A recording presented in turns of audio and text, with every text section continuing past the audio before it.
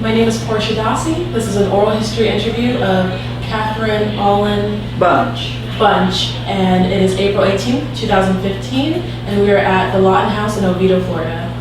Yes. So, Kathryn, please tell me a little bit about growing up in Oviedo.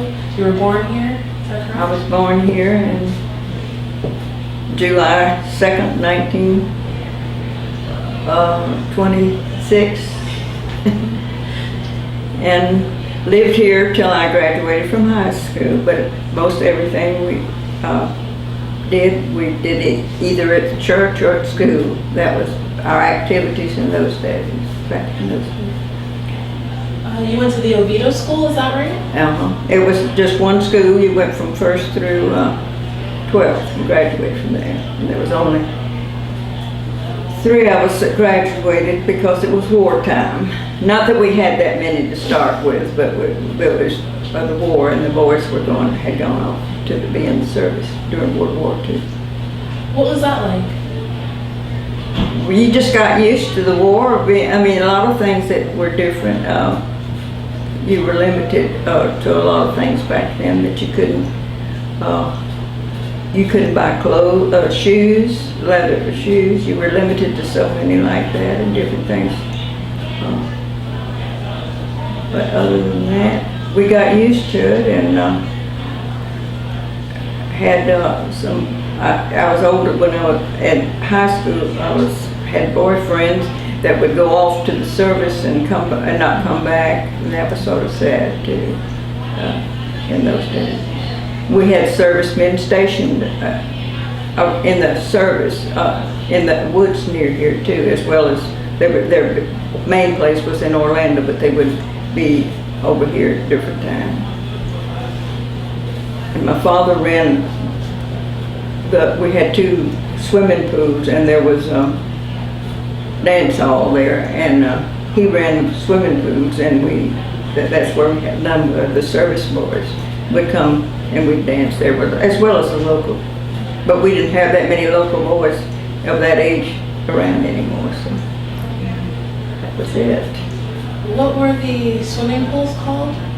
They were the Oviedo swimming pool. It was run by the city, and they did away with them. I have a couple of pictures of them that I don't know if they still ever. It still belongs to the city. The property does, but the pools have been done away with, and they've got ballparks there or something now. But that was the thing to do.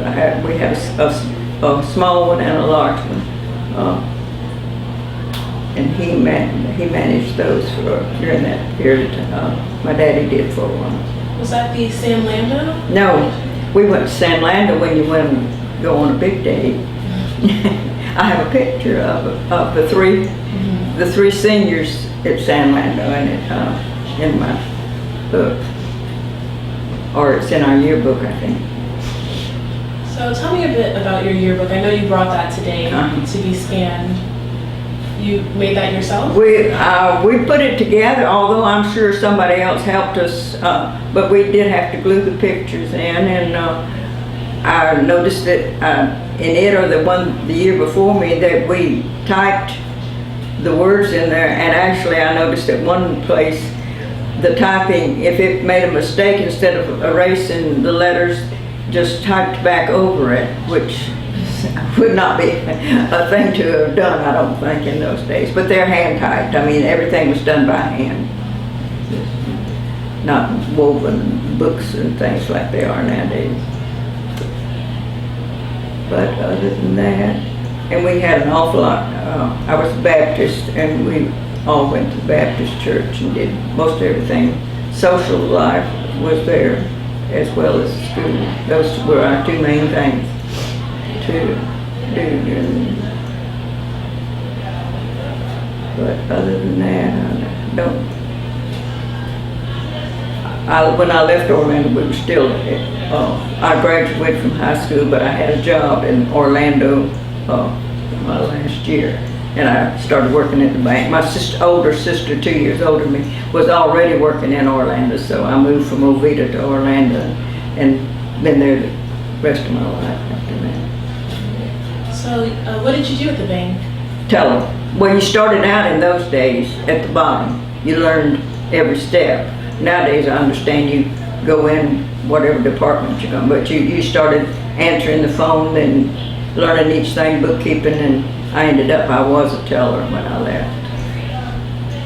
So how did you meet your husband? That was, my mother-in-law was a big person to go in the bank, and understood she wanted my husband, who was in the service, and I didn't know him. I knew her from being a customer at the bank, but she wanted him to meet my sister, but for some reason and she was already there 2 years ahead of me, but for some reason he would rather have met me, so I dated him and we married later on,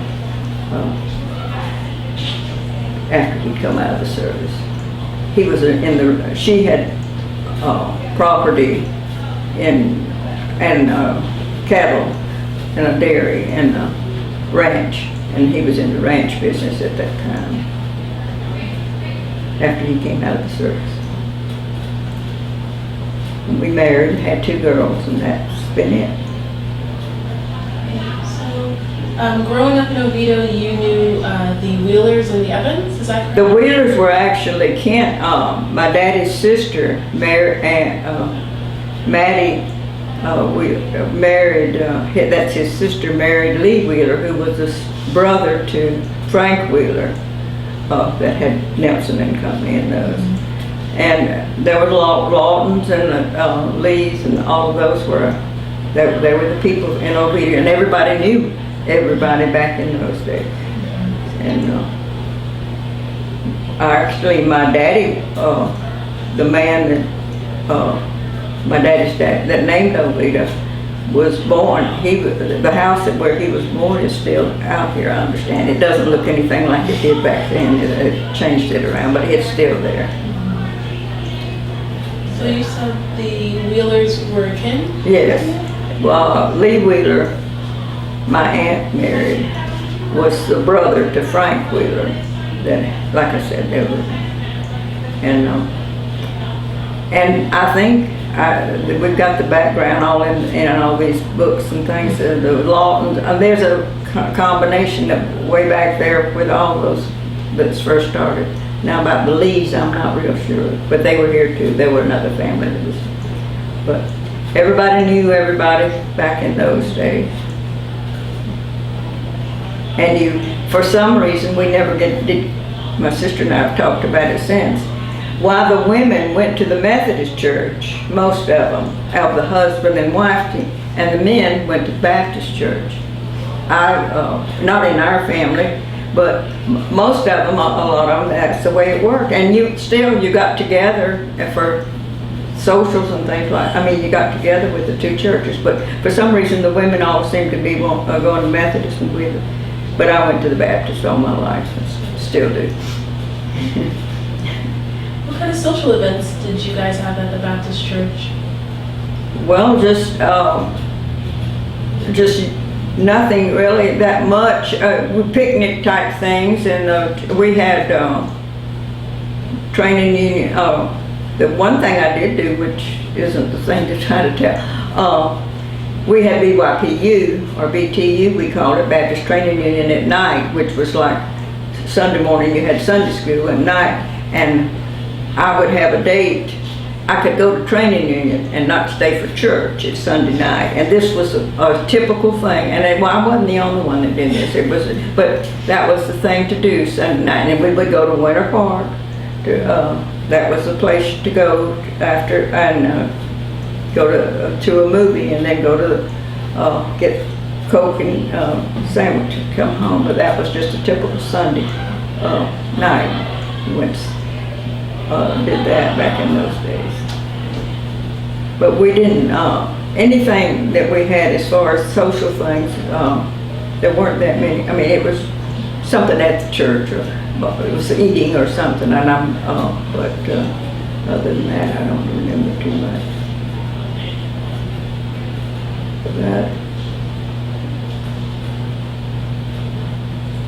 That's about it, I think. So let me ask you about the influence of the military on Oviedo during the 1940s. How did that affect your life here in Oviedo? It did. Like I said, we met a lot of the men that were stationed here, and that's where we would go to the pool and could dance, and met a lot of them that way. And then,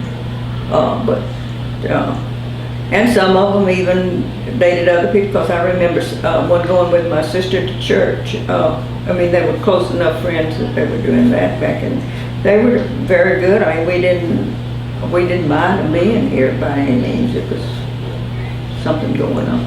Of course, war was just so different anyhow back then. I mean, and then when we left here, we moved to Orlando, and we still did things with the service people there at different things that were for the soldiers back then too. Went to dances and things like that. That was mainly what most of the things were. Although I have some pictures I see that we were at a lake out there at the base in our bathing suits and things with the boys out there. So we did do things out there at the base too. But it was just different than things are nowadays. But an awful lot of boys stayed, married people, and just like in Sanford, they've married, a lot of the Navy people are married to Sanford people too. So, other than that, I really don't know too much to report on that. So we can discuss some of the items you brought today.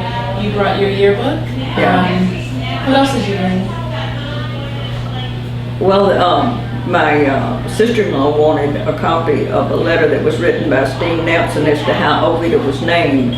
Our grandfather, they say, named, I mean, and why he named it Oviedo, and that. So that's in one of those copies. And I had an annual yearbook for where we got together for our 50th. The other class, we didn't have it. Two that showed up, but for our 50th anniversary graduating, we have a book on that's in those things that I saved. But we didn't have it two that showed up for that. And that was me and one boy, and he's still here in Oviedo, I understand. Pluto. And other than that, I don't know. You brought some 44s?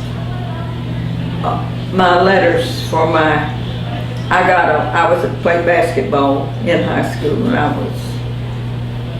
got a 44 and a O from a letter with the stripes and stars on it for being captain, co-captain, and they're in there, the O and the 44. And I also have an armband that I got from having watched planes go over during wartime. We each had a shift, and they had a tower they built in downtown Oviedo, and in front of the Baptist church, and we would report whatever plane was going over in the direction. And I'm thinking we probably were reporting back to the base or something, what kind of plane. Now, why I would know, I'm sure they taught us how and all that, but that was what it was, and they gave us an arm, and I have that in there to give to the Historical Society. What was that like, watching the planes overhead? I don't know. I'm thinking back. I don't know that I was that smart about it, but I guess they were trying to get, and they were getting what people they could get on. And you had a shift, I'm sure, and when I went there after school or whenever, maybe it was a weekend on the weekend. I just know we did it same time. And why they chose to do it right there in Oviedo, I don't know. I guess they did it in all kind of different areas around the bases, but that was part of it. And they gave us an armband to put on that says that that's what you were. So I saved that as well as my letters, and I never did use them for anything. I didn't put them on the sweater or anything. But that was about it. It wasn't very. Not like life is nowadays with young people and things going up, but it was good. I enjoyed it and things. I had 2 sisters and 2 brothers, and So we had a pretty good sized family to deal with. And my daddy, as well as having done food, he did do a lot with examining fruit to be sure it was ready to be picked, and that he did that for quite a few years too. And my mother worked at Nelson some, but she was a seamstress and she did a lot of sewing for people in Oviedo too. So they worked at the Nelson Packing Company? Mm-hmm, both of them had. Mm-hmm. Matter of fact, my mother was working there when my youngest brother was still too young, too little to go to school, and she would keep him in one of the places where they were packing the oranges. And when school was out, I'd go out down there and get him and go back home with him. And I got a nickel to go by the drugstore, which was in the center of downtown Oviedo, to get a Coca-Cola. And he got him off of a fountain. I mean, the man behind the fountain gave him to you. But that was one thing I remember. That was my payment for taking care of him till she got home. But we didn't have a lot of money, but we had plenty to get by with, and that was the way it worked in those days. So tell me about your siblings. You mentioned that you had brothers and sisters. Well, I had one sister that was 2 years older, and she was smart, very smart. And how she got the job in Orlando ahead of time, I don't know. But anyway, she moved over there as a teller at the bank, and we did not go to college that much in those days. The girls didn't that much, and we couldn't have afforded it anyway, I'm sure. But she liked the banking and was doing all right. It had a place in Orlando called the Young Women's Community Club, which was right down near the center of downtown Orlando. And you stayed there and you got your food and that kind of stuff. And she knew that I was graduating and that she thought I'd get a job there, so I did. I went over and applied and they gave it to me. And I moved in and we stayed there at the Young Women's Community Club. And that's when we went to a place in downtown Orlando to dance with the USO. They had a place for it. But she started making too much money to stay at Young Women's Community Club, which was part of the deal. I mean, and so we all moved to a place down out of there, and then stayed there until I got married. And I met my husband and we got married. That was it. But then I have a sister that's here, and she's giving information today. She's an artist. And I had a brother, but he went to Texas. He was in the service also, and he's no longer living. And my older sister isn't either, but my other sister is here, and she lives in Lake Mary, and is an artist, and she's doing a lot of work today with them. And then I've got a brother that lives here in Oviedo, and he and his wife live here, and that's it. And with us, the rest of the family. All the rest of them are gone. We got the sister here and the brother here, and me, and that of the family. Of the five of us, that's what's left. I'm the oldest of the group.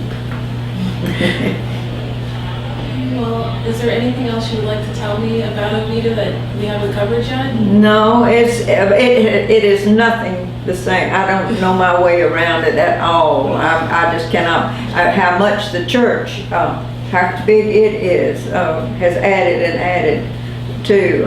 And I came out and went to church and there was no other person only person I knew that I saw that I knew that day, and he was a Wheeler, Frank Wheeler Jr. And I didn't know anybody, and just like I don't know anybody out here nowadays. But my mother, she's been dead a pretty good while, and that once she was gone, then I didn't come back out like I did later on. But it's grown, and that's for sure, and I keep seeing it growing more too. But other than that, and back in our day, we didn't have anything but a Methodist and Baptist church, and I'm sure they got all of different ones now out here now. Has the growth surprised you? Yes, it really has. It's much than I would have thought when I was growing up, yes. Because like I said, you knew everybody, but I think it's this way with other small towns, but probably the way they do. But this one has grown from what it was back in our day, that's for sure. But other than that, I don't know anything.